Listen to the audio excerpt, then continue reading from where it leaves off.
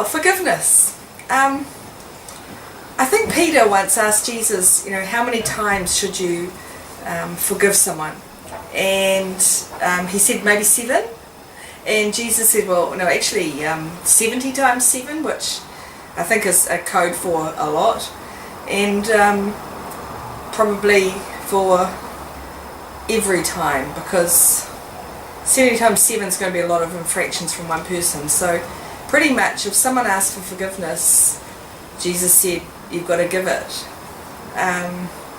And there were lots of examples in the Gospels of the Pharisees trying to catch him out on that. Is he breaking Jewish laws with all this forgiveness stuff that he's talking about? And they set up, a few situations where they asked him some hairy questions. And then because he was getting reputation, I guess, people would call him, hey, quick, come here, something's happening, I think you need to see this.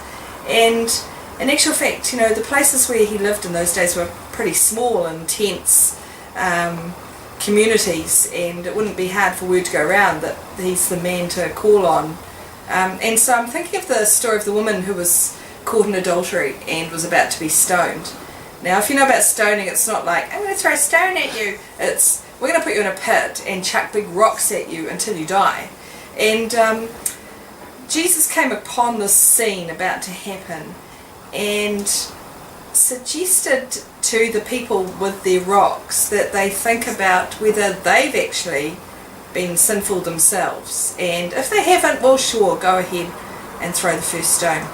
Now imagine standing there with your big rock, the blood sort of thirsty. I can't actually, because I think it's a guy thing, but the concept of holding that rock and then thinking, well, hold on a minute, actually I'm not that good, and putting that rock down and walking away would have been a pretty big event in your inner psyche. And maybe that's the other kind of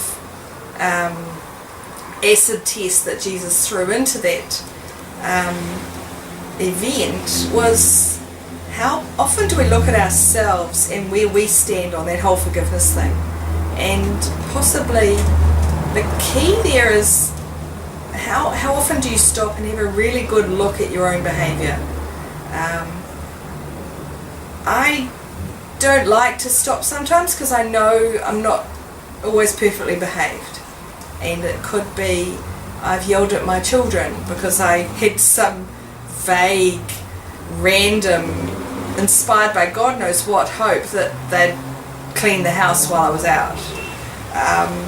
Or I've mocked someone, or I've been sarcastic, or and really these aren't good behaviours, and it's hard. But when you stop and really look at what you've done, I probably do 3 or 4 bad things a day, and I have to be able to get past those in order to not go down some dark passage where I think, oh God, I'm actually a really bad person.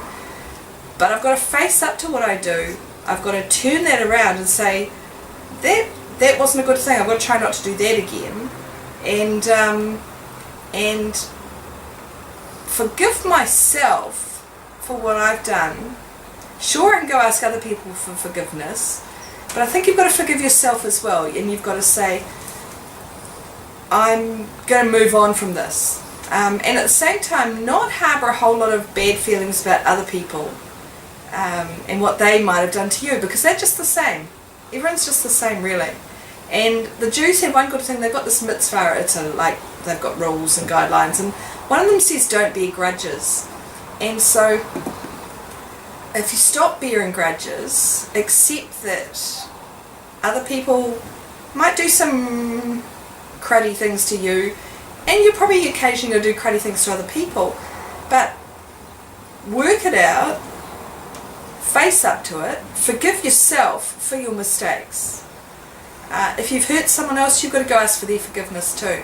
But some of it's a personal journey, and Jesus set us up for a lot of those personal journeys without us even recognising it sometimes.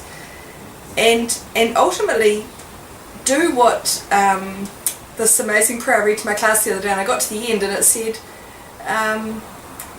get on with it and get over it. And I was a bit like, whoa, okay. But really, it's what we've got to do is look at what we've done to ourselves and to others, face up to it, look at that rock in your hand and say, do I have the right to throw that rock? Yeah, no. Okay? Put the rock down, and that's your burden. Put it down. Forgive yourself for the mistakes you make. Seek forgiveness for other people if you've hurt them. Get on with that, and then get over it. And embrace what tomorrow is, which is a new day. And what greater blessing is there than a new day?